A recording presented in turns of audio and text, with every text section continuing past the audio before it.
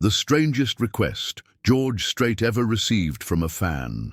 What George Strait does before taking the stage. Backstage secrets revealed. A man clutched his father's ashes in a parking lot. Tears streaming down his weathered face as security pushed him away from his dying dream. The fluorescent lights of the Bridgestone Arena parking lot cast harsh shadows across Martin Calloway's trembling hands as he held the small wooden urn against his chest. His weathered Ford pickup truck, coated in 3 days of road dust and bearing Texas plates, sat silent behind him like a faithful companion that had carried him through 14 hours of desperate hope. The security guard's words still echoed in his ears. "Move along, old man. We hear sob stories every night." Martin's calloused fingers traced the engraved nameplate on the urn. William Robert Calloway, beloved father, 1952-2024. 3 months had passed since the cancer had finally claimed his daddy, but the pain felt as fresh as morning dew on Texas bluegrass. The 42-year-old ranch hand had never imagined he would be standing in a Nashville parking lot, clutching his father's remains, trying to fulfill what seemed like an impossible promise. The devastating fire that had consumed the Calloway family ranch 6 months earlier had taken everything. The century-old farmhouse his great-grandfather had built, the barn where he and his father had spent countless evenings listening to George Strait albums on an old radio, and the cattle that had been their livelihood for 4 generations. But losing the ranch paled in comparison to watching his father waste away in that sterile hospital room, whispering final wishes that seemed beyond reach. "Son," his father had said with labored breathing, his once strong hands gripping Martin's with surprising intensity, "you remember how we used to listen to George Strait every evening while we worked? That man's voice carried us through the hardest times. I always promised I'd take you to meet him someday, didn't I?" Martin had nodded, unable to speak past the lump in his throat. His father's love for George Strait had been legendary in their small Texas town. William Calloway could recite every lyric from Amarillo Morning to Check Yes or No, and he had passed that devotion to his son like a sacred inheritance. Their evening ritual of working to the soundtrack of Strait's greatest hits had been the foundation of their relationship. 2 men who found it easier to express love through shared music than spoken words. Now, standing outside the arena where the king of country was preparing for his sold-out show, Martin felt the weight of his father's final request crushing down on him like summer heat on asphalt. Before you continue reading this incredible journey of love, loss, and the power of music, we'd love to have you join our community of storytellers. Please subscribe to our channel and let us know in the comments where you're watching from and what this story means to you. Your support helps us bring more heartfelt stories like this one to families everywhere. The insurance money from the ranch fire had barely covered the funeral expenses and his father's medical bills. Martin had scraped together his last $300 in cash for gas money and a concert ticket, determined to honor his father's memory in the only way he knew how. The drive from Amarillo to Nashville had been a blur of truck stops, gas station coffee, and endless replaying of his father's favorite George Strait songs. Inside the arena, George Strait was going through his meticulous pre-show routine that had remained unchanged for over 2 decades. At 70 years old, the legendary performer had developed rituals that were as sacred to him as Sunday morning church service. In his private dressing room, adorned with memorabilia from a career spanning more than 40 years and 60 #1 hits, George sat in complete silence for exactly 20 minutes, centering himself for the performance ahead. The silence was George's sanctuary. No phones, no conversations, no interruptions. His longtime manager had learned years ago never to disturb these 20 minutes unless the arena was on fire. During this time, George would close his eyes and think about his father, Johnny Byron Strait Sr., who had taught him the value of hard work and humility on their family ranch in Texas. Those lessons had shaped not only his character, but also his approach to music, authentic, unpretentious, and deeply rooted in the experiences of ordinary people. After the silence came the coffee ritual. Black coffee, no sugar, no cream, served in the same ceramic mug he had used for 15 years. The mug bore the faded logo of a long-closed honky-tonk in San Antonio, where he had played some of his earliest gigs. As he sipped the bitter brew, George would review his setlist one final time, though he could perform these songs in his sleep. The final element of his routine was the most personal, tuning his father's 1962 Martin D28 acoustic guitar. The instrument had been Johnny's pride and joy, and George had inherited it, along with a deep appreciation for the power of music to heal hearts and bridge differences. As he adjusted each string to perfect pitch, George would whisper a quiet "thank you" to his father's memory, acknowledging the man who had first put a guitar in his hands and encouraged him to pursue his musical dreams. Jacob Martinez, George's assistant for the past 15 years, understood the importance of these rituals. A former music journalist from Austin who had given up his writing career to work for his musical hero, Jacob had seen how these pre-show moments grounded George and prepared him for the emotional connection he made with his audience every night. Jacob had witnessed George perform through personal tragedies, health scares, and industry changes, and he knew that disrupting these sacred 20 minutes could throw off the entire performance. But on this particular evening in Nashville, Jacob found himself facing an unprecedented situation. The head of security, Chuck Williams, had radioed him about a situation in the parking lot that was causing a disturbance. Williams, a former police officer who had worked arena security for over a decade, prided himself on maintaining order and keeping problem fans away from the performers he protected. "We got a situation with some cowboy from Texas," Williams had reported in his characteristic gruff tone. "Claims he's got his daddy's ashes in a box and wants to give them to George or some such nonsense. I told him to move along, but he's being persistent, starting to draw attention from other fans." Jacob had initially dismissed the report as another overzealous fan with a creative story designed to gain backstage access. In 15 years of working for George, he had heard every imaginable tale from fans desperate to meet their idol. Stories of terminal illnesses, family tragedies, and dying wishes were unfortunately common, and while many were genuine, others were elaborate fabrications designed to manipulate their way past security. However, something about the way Williams described the man's demeanor made Jacob curious. Williams was not known for his sensitivity, but there had been an unusual note in his voice when he mentioned the fans' emotional state. Against his better judgment, Jacob decided to take a look for himself before George finished his pre-show routine. What Jacob saw in the parking lot stopped him in his tracks. Martin Calloway stood beside his dusty pickup truck, shoulders shaking with suppressed sobs, holding what was unmistakably a funeral urn. The man's clothing told a story of hard work and recent hardship. Worn jeans that had been mended multiple times, scuffed boots that had seen years of ranch work, and a faded George Strait tour shirt from the 90s that had been washed so many times the graphics were barely visible. But it was Martin's eyes that convinced Jacob this was no elaborate scheme. The raw grief and desperate hope he saw there reminded him of his own expression in the mirror the night his mother had passed away. This was a man carrying the weight of profound loss, seeking not fame or fortune, but simply a way to honor his father's memory. "Sir," Jacob called out as he approached Martin cautiously, "I'm Jacob Martinez, Mr. Strait's assistant. I understand you wanted to speak with someone about your father." Martin looked up with red-rimmed eyes, his voice barely above a whisper. "I know this sounds crazy, and I know you probably think I'm just another fan trying to get backstage. But my daddy, he was George Strait's biggest fan for 40 years, listened to his music every single day of his life. When the cancer got him 3 months ago, he made me promise I'd find a way to connect him to George somehow."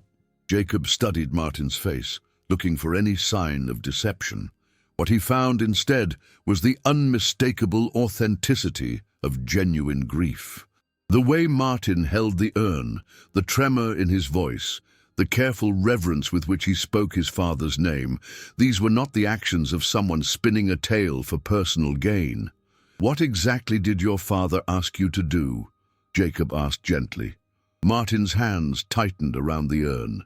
"He said he wanted George to know that his music carried our family through the hardest times, that somewhere in Texas there was a man who considered George's voice the soundtrack to his life. Daddy always said if he could meet George just once, he'd tell him how much his songs meant to people like us, working folks who find pieces of their own stories in his lyrics." The sincerity in Martin's words struck Jacob like a physical blow. He had worked in the music industry long enough to become cynical about fan interactions, but there was something about this weathered rancher that cut through his professional detachment. Perhaps it was the way Martin spoke about his father with such obvious love and respect, or maybe it was the recognition of genuine loss that transcended any desire for celebrity access. As Martin continued his story, describing the ranch fire, his father's final months, and the 14-hour drive to Nashville with his last savings, Jacob found himself making a decision that would alter the carefully orchestrated evening. George Strait's pre-show routine was sacred, but sometimes sacred things needed to be broken for something even more meaningful. The assistant checked his watch. George had 5 more minutes of silence remaining, followed by his coffee and guitar tuning. In all his years of service, Jacob had never once interrupted the silence, but looking at Martin Calloway clutching his father's ashes with desperate hope, Jacob knew he was about to break one of his own cardinal rules. Inside the dressing room, George Strait sat in perfect stillness, his eyes closed, preparing his mind and spirit for another performance.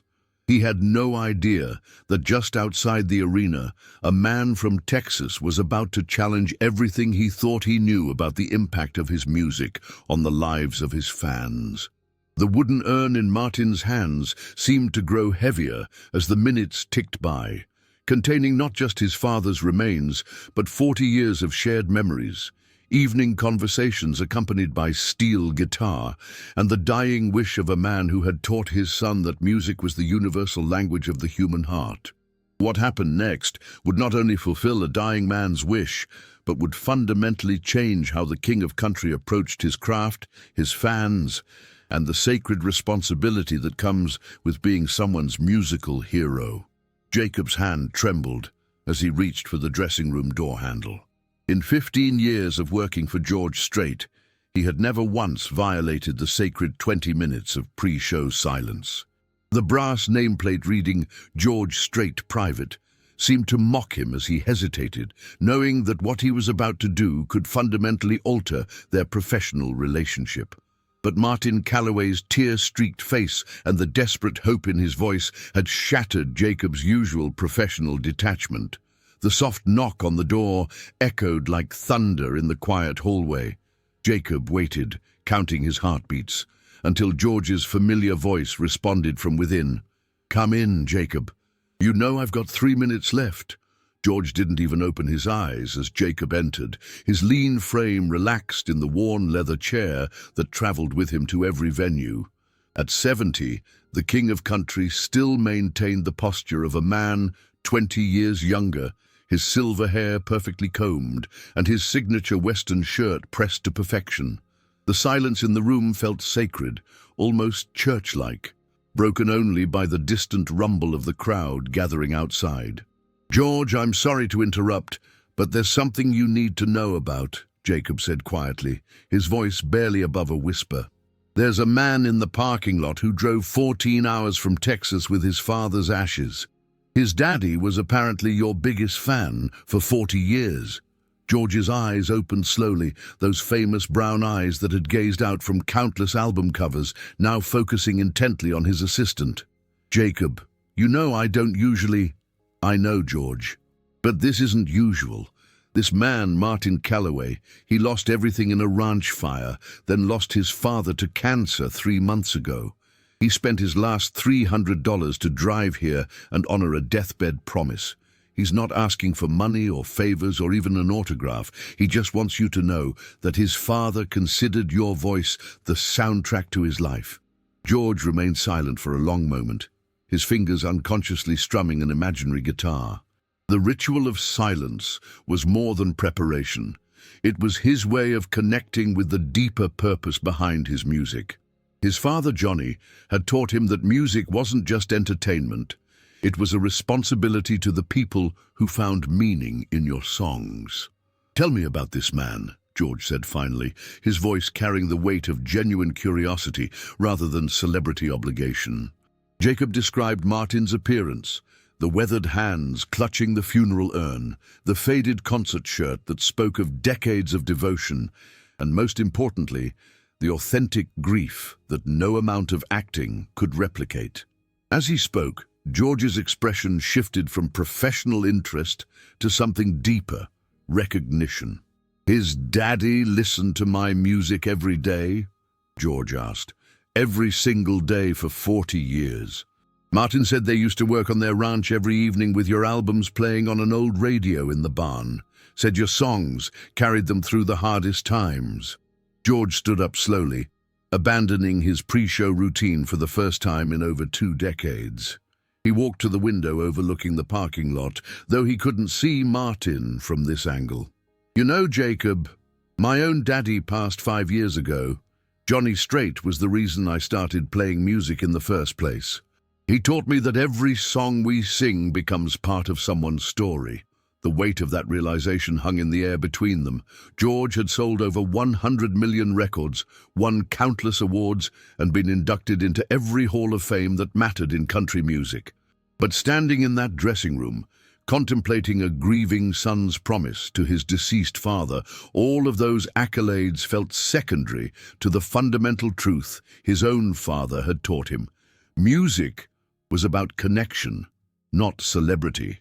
"What's the man's name again?" George asked. "Martin Calloway. He's 42, from somewhere outside Amarillo. Lost his family ranch in a fire 6 months before his father died." Jacob paused, then added, "George, I've been doing this for 15 years, and I've never seen grief like that. It's the kind that comes from losing not just a parent, but a best friend." George nodded slowly, understanding flooding his features. His relationship with his own father had been the foundation of everything he had accomplished. Johnny Strait had been more than a parent. He had been a mentor, a friend, and the moral compass that had guided George through 40 years in an industry known for compromising principles for profit. "Where is he now?" George asked. "Still in the parking lot, last I checked. Security wants to move him along, but I asked them to give us a few minutes." George walked to his guitar case and removed his father's vintage Martin D28, the instrument that formed the final part of his pre-show ritual. As he held the guitar, he could almost hear his father's voice encouraging him to "do the right thing, son, even when it's not the easy thing." "Bring him to me," George said decisively. "Not here in the dressing room. That's too formal. Take him to the side stage area where I warm up my voice. I want to meet this Martin Calloway." Jacob felt a surge of relief mixed with apprehension. He had gambled his professional relationship on his instinct about Martin's authenticity, and George's willingness to break protocol validated that instinct. However, he also knew that this decision would ripple through the entire evening's carefully orchestrated schedule. "George, you've got 40 minutes until showtime. Your vocal warm-ups, the band meeting, the sound check." The sound check was fine this afternoon. "The band knows these songs in their sleep, and my voice has been ready for 70 years, George interrupted with a slight smile. "Sometimes the most important part of a show happens before you ever step on stage." As Jacob hurried back toward the parking lot, his mind raced through the logistics of bringing a grieving fan backstage without creating a security nightmare. Chuck Williams, the head of security, would not be pleased about the protocol breach, but Jacob had learned that George's wishes trumped everyone else's concerns. Meanwhile, in the parking lot, Martin had been approached by several other fans who had witnessed his emotional exchange with security. Word had spread among the tailgating crowd that someone was trying to honor his deceased father through a meeting with George Strait, and the response had been overwhelmingly supportive. "Brother, we've all got stories about what George's music means to us," said an elderly woman named Betty from Oklahoma. "My husband and I danced to I Cross My Heart at our wedding 35 years ago. That song has been playing at our anniversary dinner every year since." A young father holding his 5-year-old daughter added, "My little girl here knows every word to Love Without End, Amen, because I sing it to her every night." George's music connects generations. Martin found himself surrounded by a circle of strangers who'd become instant friends, all united by their shared devotion to the man performing inside the arena. Their stories of how George Strait's music had soundtracked their marriages, their children's first steps, their parents' funerals, and their moments of greatest joy created an impromptu support group in the parking lot. "Your daddy had good taste in music," said a middle-aged man wearing a veteran's cap. "I listened to George all through 3 deployments overseas. His voice reminded me of home, when home felt like it was on another planet." These conversations reminded Martin why his father had loved country music so deeply. It wasn't just entertainment. It was a reflection of real life, sung by someone who understood the struggles and triumphs of ordinary people.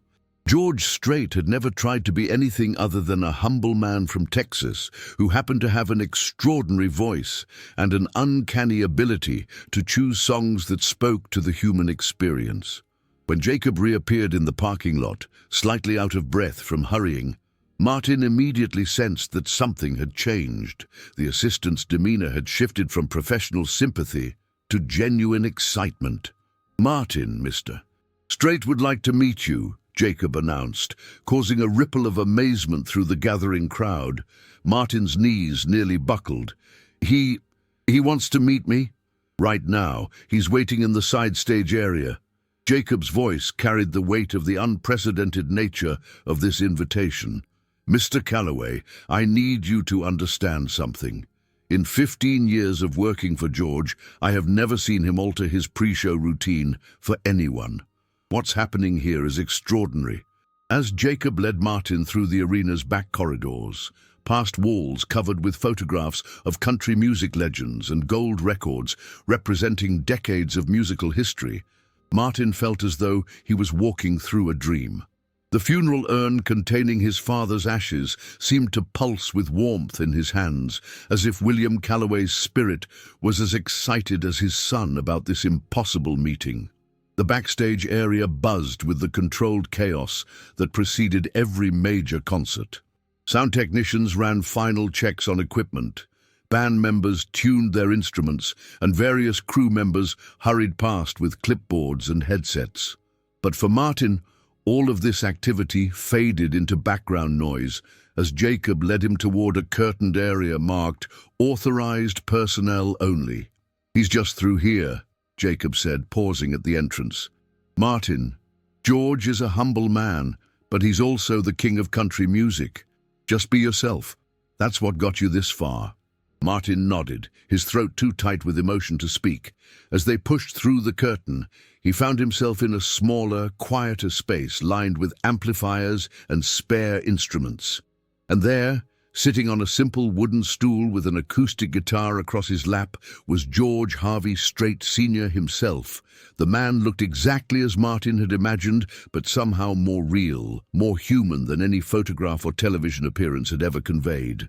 George's silver hair caught the overhead lights, and his famous brown eyes held a warmth that immediately put Martin at ease. When George looked up and smiled, Martin understood why millions of fans felt a personal connection to this legendary performer.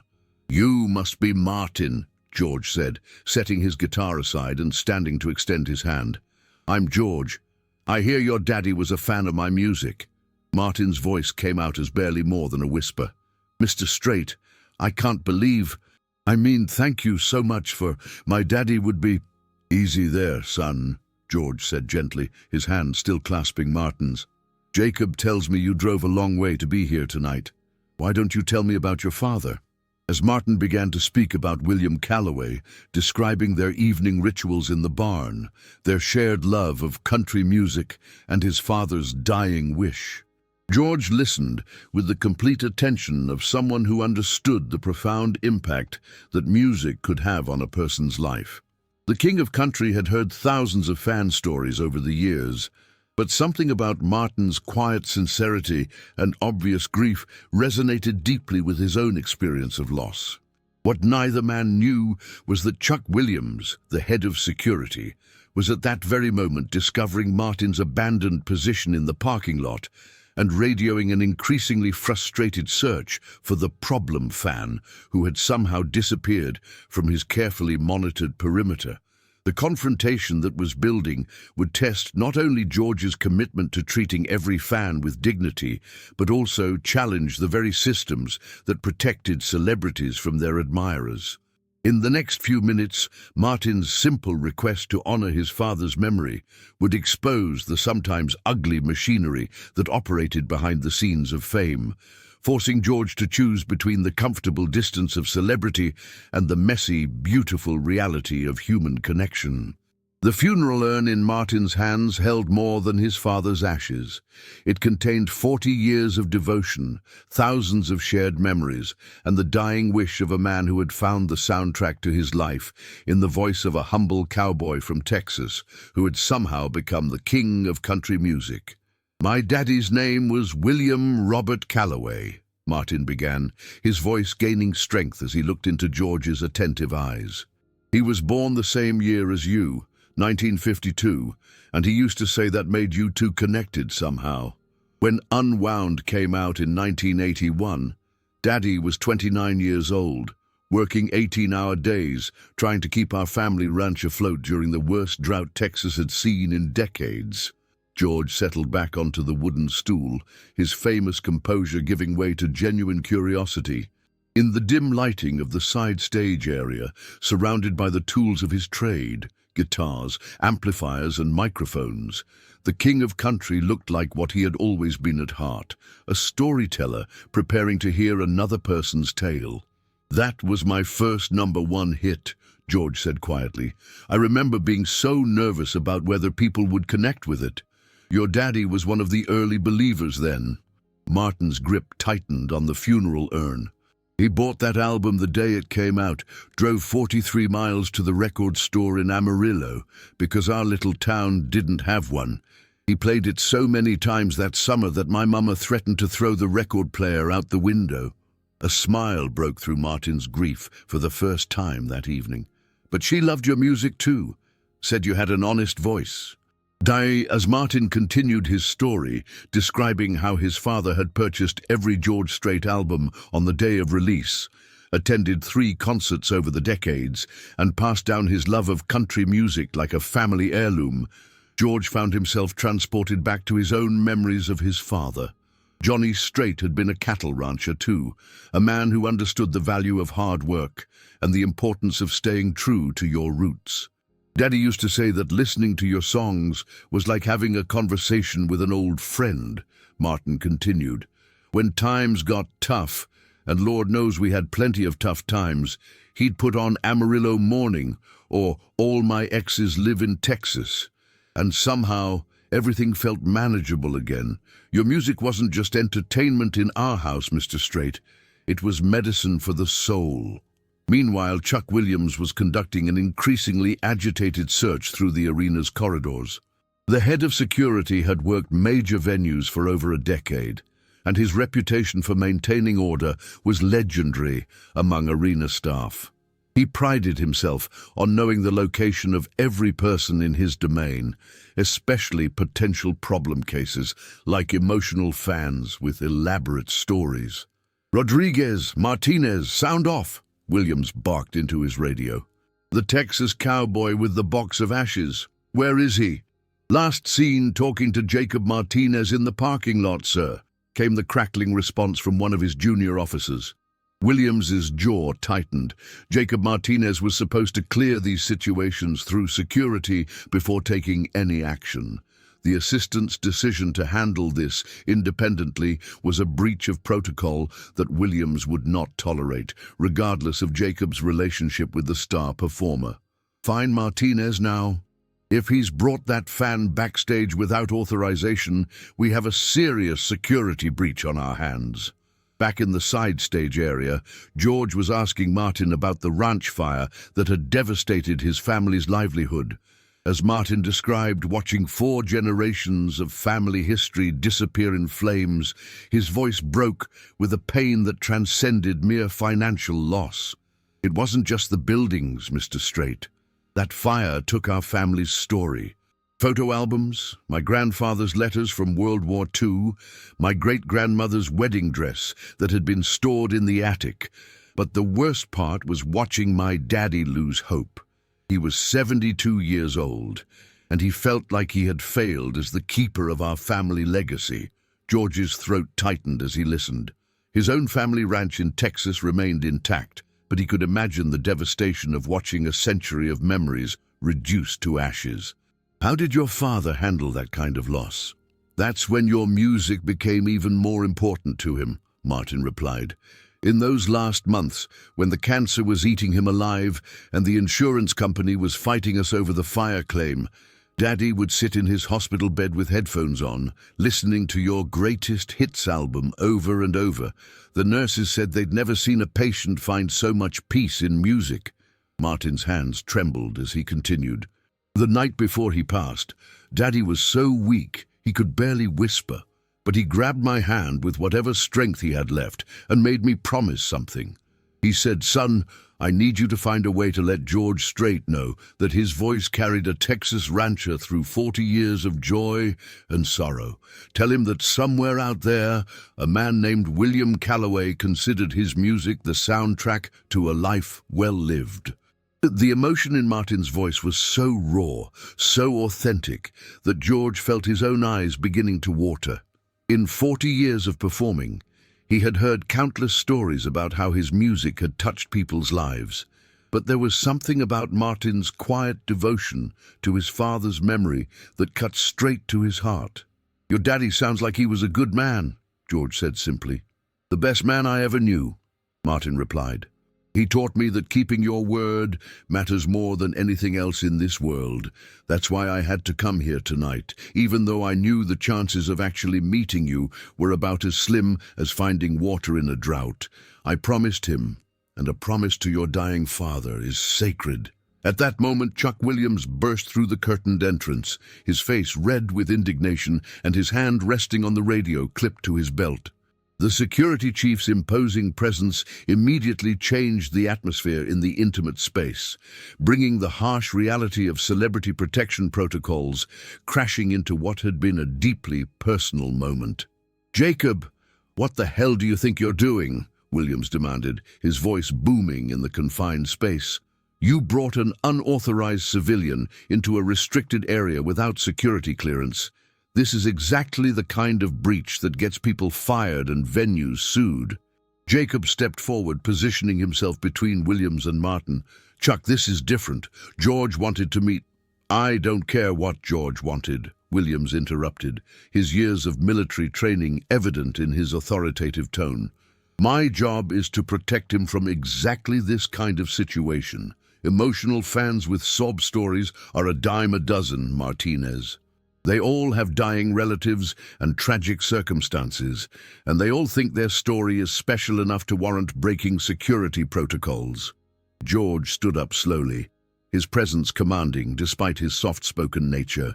At 70 years old, the king of country had learned to choose his battles carefully, but he recognized a moment when his core values were being challenged. "Chuck, I appreciate your dedication to my safety," George said calmly, "but this gentleman is here at my invitation. His name is Martin Calloway, and he drove 14 hours from Texas to honor a promise he made to his dying father." Williams barely glanced at Martin, his focus remaining on what he perceived as a security threat. "Mr. Strait, with all due respect, I've heard variations of this story 1,000 times. Dead relatives, family tragedies, deathbed wishes. They're the oldest tricks in the fan handbook for gaining backstage access. My job is to protect you from people who manipulate your kindness for their own gain." The dismissive tone in Williams's voice ignited something in Martin that had been building since his encounter with security in the parking lot. For 3 months, he had endured the condescension of insurance adjusters, hospital administrators, and funeral directors who treated his family's tragedy as just another case file. But this callous dismissal of his father's memory in front of his musical hero was more than his grief-stricken heart could bear. "My father wasn't a trick or a manipulation," Martin said, his voice rising for the first time that evening. William Robert Calloway was a fourth-generation Texas rancher who worked every day of his adult life to provide for his family. He never asked anyone for anything he hadn't earned, and he sure as hell never used anyone's kindness for personal gain.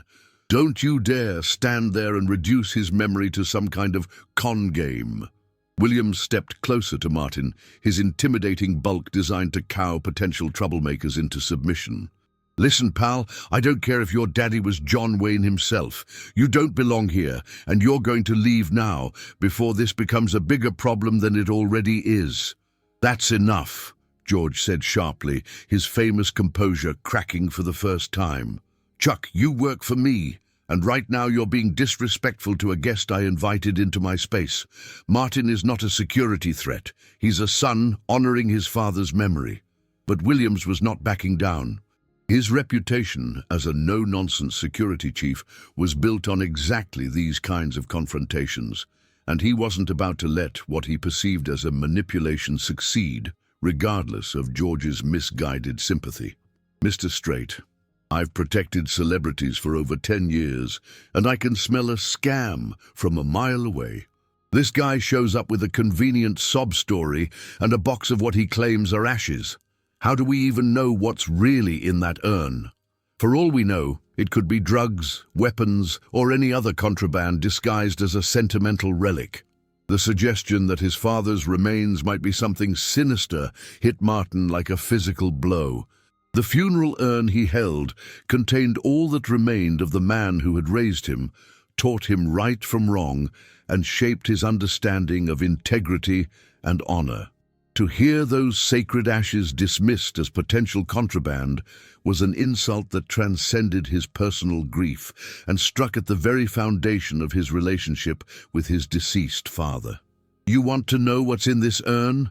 Martin asked, his voice shaking with emotion. "It's the cremated remains of a man who got up every morning at 4:30 for 50 years to take care of his cattle before most people were even awake. It's what's left of someone who taught Sunday school for 25 years, who never missed one of my Little League games, and who held my mother's hand for 48 hours straight when she was dying of pneumonia." Martin's voice broke as he continued. "It's all I have left of a father who worked himself into an early grave, trying to rebuild after a fire destroyed everything our family had spent a century building, and you want to treat it like it's some kind of drug-smuggling operation." George watched this exchange with growing anger, not at Martin's emotional response, but at Williams's callous dismissal of obvious authentic grief. The security chief's inability to recognize genuine human pain spoke to a cynicism that George found deeply troubling. "Chuck, you're out of line," George said firmly. "This conversation is over. Martin is my guest, and he will be treated with the respect that every human being deserves." But Williams had crossed a line from which he couldn't retreat without losing face in front of his security team, who had gathered near the entrance, drawn by the raised voices and obvious tension. His next words would not only seal his own fate, but would also provide George Strait with a defining moment that would influence how he approached his relationship with fans for the rest of his career. "Mr. Strait, if you insist on entertaining every sob story that walks through our doors, you're going to create a precedent that makes my job impossible. What happens when word gets out that all someone needs is a sad story and fake tears to get backstage access? We'll have every con artist in the country showing up with elaborate tales designed to manipulate your emotions. Martin clutched the funeral urn tighter, his father's remains the only tangible connection he had left to the man who had shaped his entire worldview. In that moment, standing in the presence of his father's musical hero while being accused of fraud and manipulation, Martin felt the full weight of his loss, compounded by the cruel indifference of a world that saw his grief as nothing more than a potential security threat. The confrontation had reached a breaking point that would require George Strait to make a choice between the protective bubble of celebrity and the messy, complicated reality of human connection. What he decided in the next few moments would not only determine Martin's fate, but would also define the kind of man the King of Country truly was beneath the legend. George Strait had built his legendary career on a foundation of humility and respect for the working people who bought his records and filled his concert venues. But as he watched Chuck Williams dismiss Martin Calloway's grief with cold professionalism, something fundamental shifted in the country music icon. The man who rarely raised his voice or lost his composure was about to remind everyone in that room why respect was earned, not demanded. "Chuck, you're fired," George said quietly, his words carrying the weight of absolute finality. "Clean out your locker and be off the property within 30 minutes. The security chief's face went pale, then flushed red with indignation. "Mr. Strait, you can't be serious. I've protected you for 3 years without a single incident. My security protocols have kept you safe from every kind of threat imaginable. Your protocols just threatened to treat a grieving son's father's ashes like contraband," George replied, his voice remaining calm, but his brown eyes blazing with controlled anger. "Martin Calloway is not a threat, Chuck. He's exactly the kind of person my music was written for, hard-working folks who find meaning in songs about real life. If you can't see the difference between a genuine human being and a security risk, then you're not the right person to protect me." Williams looked around the room desperately, seeking support from Jacob or the other security personnel who had gathered near the entrance. What he found instead were faces that reflected their own discomfort with his handling of the situation. Even his own team had recognized that his treatment of Martin had crossed the line from professional caution into cruel dismissal. "Sir, please reconsider," Williams pleaded, his authoritative facade crumbling. "I was just doing my job, protecting you from potential problems. Your job is to protect me from actual threats, not to insult guests I've invited into my space," George said firmly.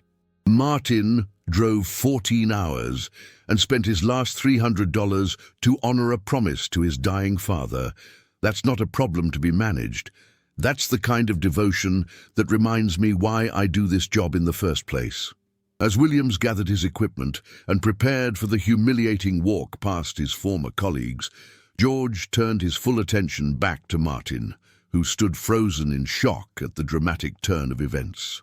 The grieving rancher had never imagined that his simple request would result in someone losing their job, and the weight of that responsibility added another layer to his already overwhelming emotions.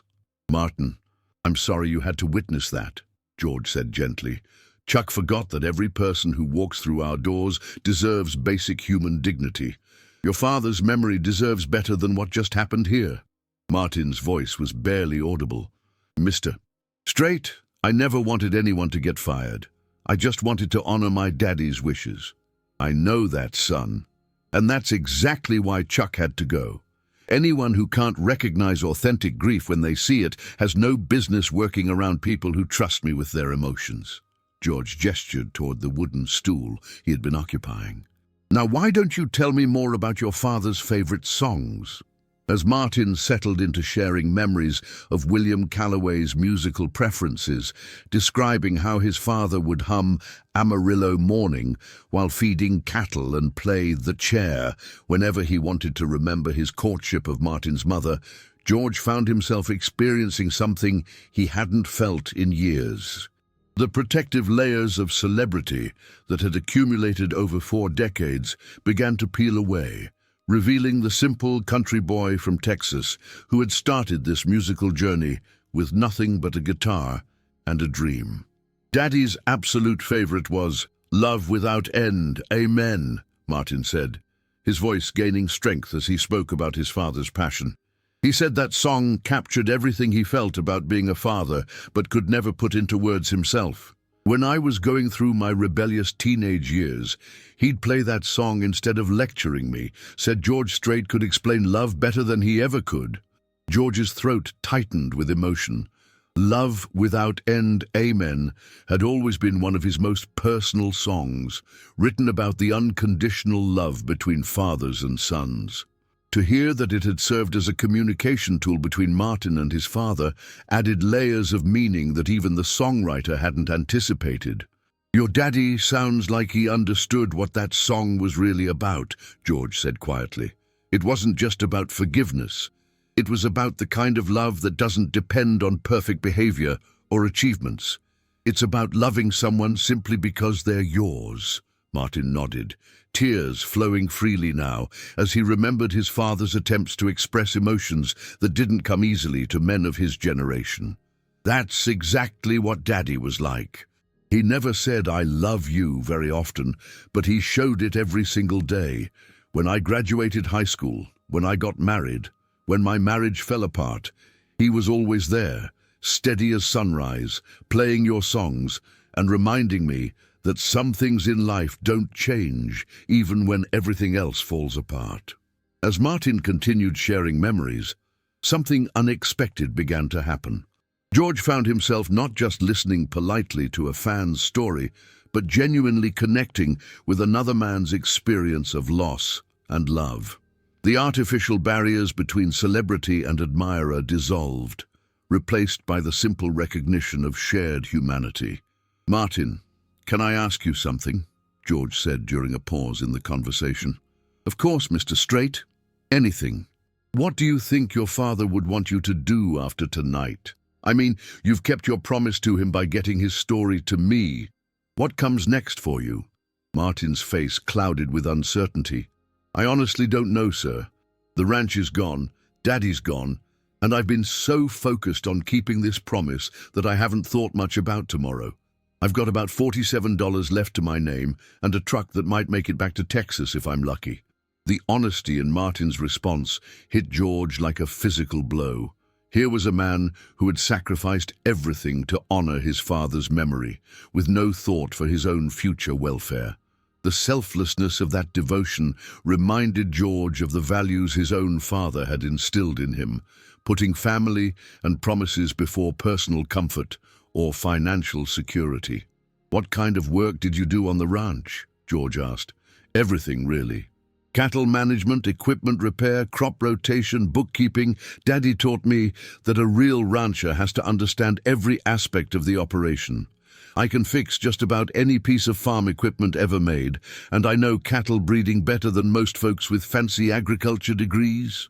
An idea began forming in George's mind, inspired by both practical necessity and genuine admiration for Martin's character.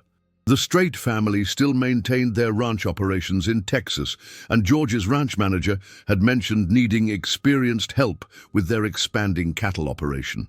But before George could voice his thoughts, Jacob approached with obvious urgency. "George, I hate to interrupt, but we've got about 20 minutes until showtime.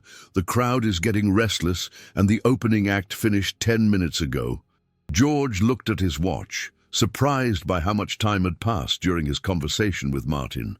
In 40 years of performing, he had never been this close to showtime without completing his vocal warm-ups and final preparations.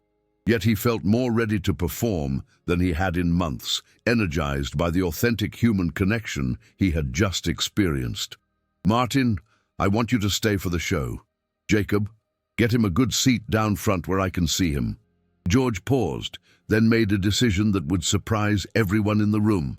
"And I'm making a change to tonight's set list." Jacob's eyes widened in alarm. George Strait was famous for his meticulously planned performances, with every song chosen months in advance and rehearsed to perfection. Spontaneous changes were virtually unheard of, especially minutes before showtime.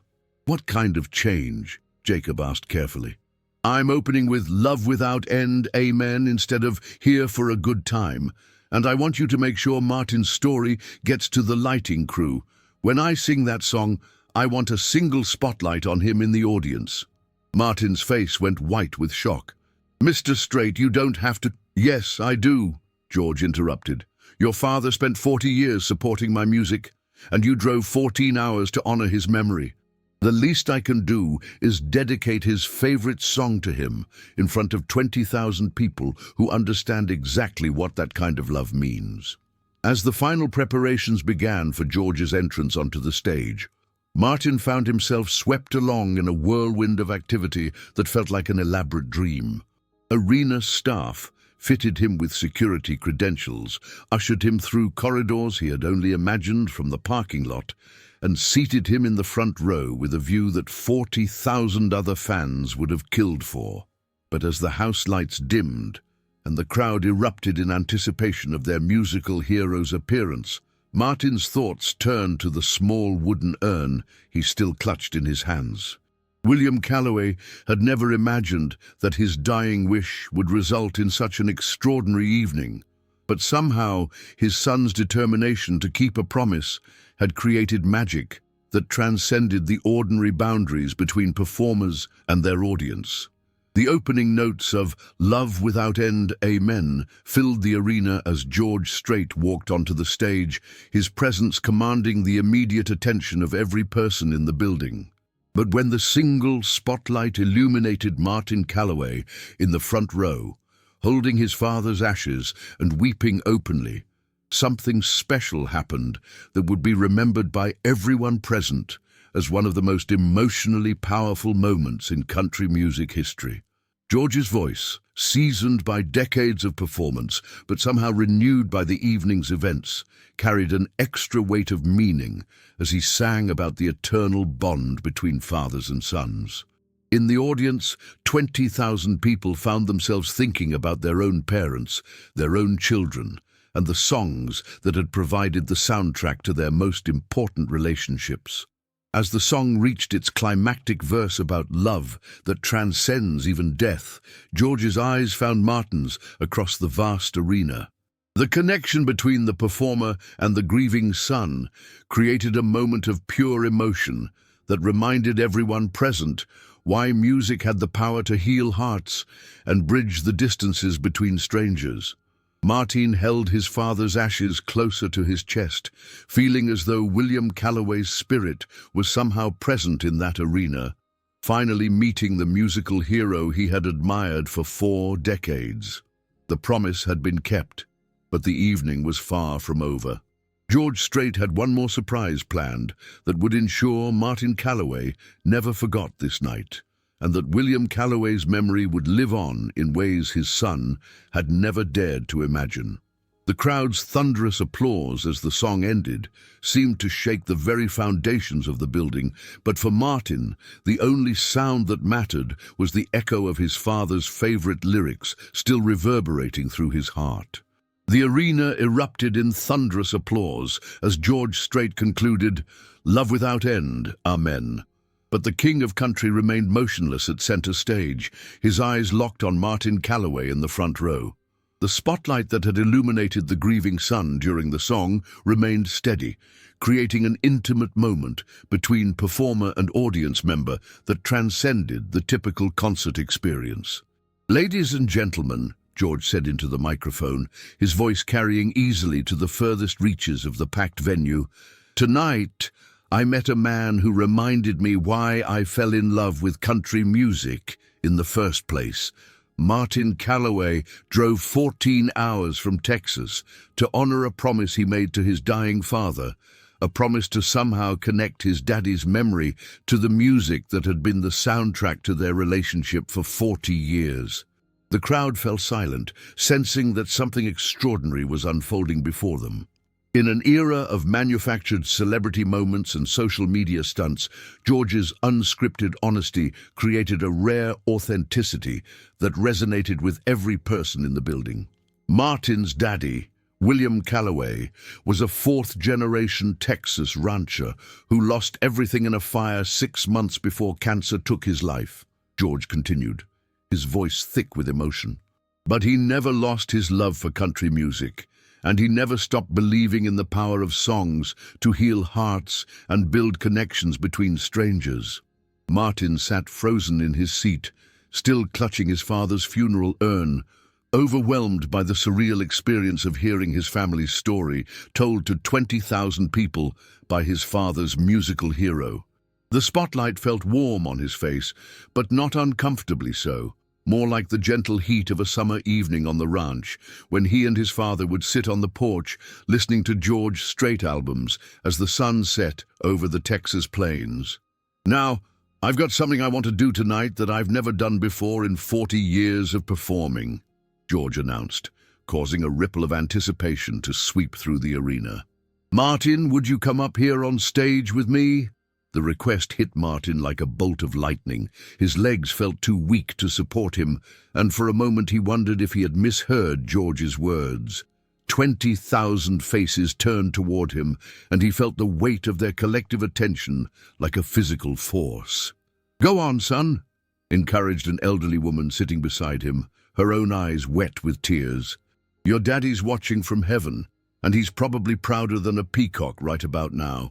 With Jacob Martinez appearing at his side to escort him through the maze of security barriers and stage equipment, Martin found himself walking toward the steps leading to the elevated platform where his father's musical hero waited. Each step felt like a mile, and the roar of the crowd seemed to fade into a distant hum as adrenaline and emotion combined to create an almost dreamlike state. George met Martin at the top of the steps, placing a reassuring hand on the younger man's shoulder as he guided him to center stage. The view from that elevated platform was breathtaking. 20,000 faces stretching back into the darkness, all united by their love of country music and their witness to this unprecedented moment. "Martin, I want you to know that what you did tonight, driving all this way to honor your father's memory, that takes the kind of courage and devotion that country music is really about," George said, his voice now audible to the entire arena through the stage microphones. "Your daddy raised a good man, and I think he'd be proud to know that his son kept his word even when it seemed impossible." Martin's voice cracked as he attempted to respond. "Mr. Strait, my daddy would never believe this is really happening. He used to say that meeting you would be like shaking hands with country music itself." George smiled at the comment, then signaled to someone off stage. A crew member appeared carrying George's personal acoustic guitar, the same 1962 Martin D28 that had belonged to his father and formed the centerpiece of his pre-show ritual for decades. "Martin, this guitar belonged to my daddy, Johnny Strait," George said, holding the instrument with obvious reverence. "He taught me to play on this guitar, and I've used it in my pre-show routine every night for over 20 years. It's the most precious thing I own because it connects me to the man who made everything else possible." The crowd sensed the significance of this revelation, and a hush fell over the arena as everyone strained to hear George's next words. "Tonight, because of your devotion to your father's memory, I want to give this guitar to you," George announced, extending the vintage instrument toward Martin. "I want you to have something that represents the bond between fathers and sons, and the power of music to keep those bonds alive even after death separates us." Martin's hand shook as he reached out to accept the guitar, unable to process the magnitude of what was happening. The instrument was worth tens of thousands of dollars as a vintage piece, but its sentimental value was literally priceless. George Strait was giving away a piece of his own father's legacy to honor the memory of William Calloway. "I can't accept this, Mr. Strait," Martin whispered, his voice barely audible over the stage monitors. "This belonged to your daddy. It's too precious to give away." "That's exactly why I'm giving it to you," George replied firmly. My daddy taught me that the most precious things in life are meant to be shared, not hoarded. This guitar has been connecting fathers and sons for over 60 years, and now it's going to continue that tradition with you." George gently placed the guitar strap around Martin's neck, the weight of the instrument settling naturally against his body. "Can you play?" Martin nodded, his muscle memory taking over as his fingers found familiar chord positions. "Daddy taught me on an old Sears catalog guitar when I was 12. Said every man should know how to make music, even if he never planned to perform for anyone but his own family." "Then play something for your daddy," George encouraged. What would he want to hear right now? Without hesitation, Martin began the opening chords of Amarillo Morning, the song his father had hummed while doing ranch work for over 3 decades. His voice, untrained but sincere, filled the arena with a raw honesty that no professional polish could have improved. As he sang about Texas plains and morning light, 20,000 people found themselves transported to their own memories of home, family, and the songs that had defined their most important relationships. George joined in for the chorus, his legendary voice harmonizing with Martin's emotional delivery to create a moment that would be talked about for decades in country music circles. The duet between the superstar and the grieving rancher represented everything that country music aspired to be: authentic, emotional, and rooted in the real experiences of working people. As the song concluded, the crowd erupted in the loudest ovation of the evening, but George raised his hand for silence. He wasn't finished with his surprises. "Martin, there's one more thing," George said, his voice carrying a mysterious undertone that suggested the evening's most significant revelation was yet to come. "You mentioned that you don't know what comes next for you now that you've kept your promise to your father. Well, I've been thinking about that, and I might have a suggestion." Martin looked up from the guitar with curious eyes, still trying to process everything that had already happened. "My family still operates a cattle ranch outside San Antonio," George continued. "We've been looking for an experienced ranch manager, someone who understands both the business side and the day-to-day operations. The job comes with a house on the property, full benefits, and a salary that would let you rebuild your life while staying connected to the land that your family loved for 4 generations. The offer hung in the air like a gift too wonderful to be real. Martin's financial situation had been desperate when he arrived in Nashville, and the prospect of meaningful work that honored his family's ranching heritage seemed like an answer to prayers he hadn't dared to voice. "But there's a condition," George added with a slight smile. "Every evening at sunset, I want you to take this guitar out on the porch of your new house and play one song for your daddy. Keep that connection alive, and help me remember why this music matters to people like your father." Martin's composure finally cracked completely, and he began sobbing openly on stage as the full impact of George's generosity overwhelmed him. The King of Country had not only honored his father's memory, but had also provided a pathway to rebuild his shattered life. The funeral urn containing William Calloway's ashes seemed to pulse with warmth in Martin's free hand, as if his father's spirit was celebrating this unexpected turn of events. "I don't know what to say, Mr. Strait," Martin managed through his tears. "This is more than my daddy ever could have imagined, more than I ever dared to hope for."